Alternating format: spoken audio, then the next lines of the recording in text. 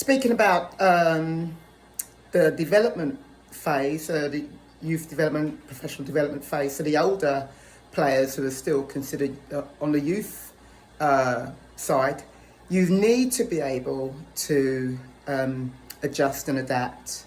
And it's not always going to be a case of this is what's been set for me by my coach. So it will be a case of, well, I have to improve this area of my performance. So what should I be doing?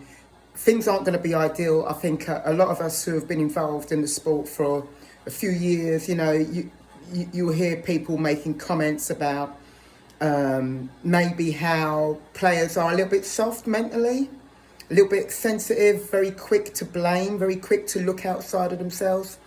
I don't know if we were any different when we played, or maybe we were, but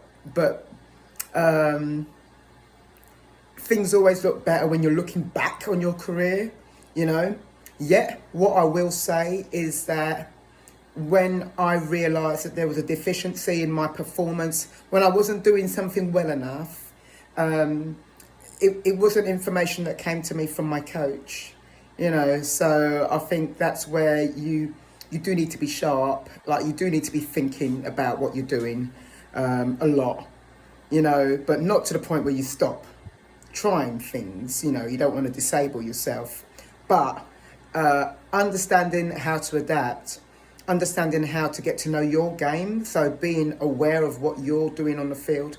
Is it what you should be doing? Is it acceptable for your next step?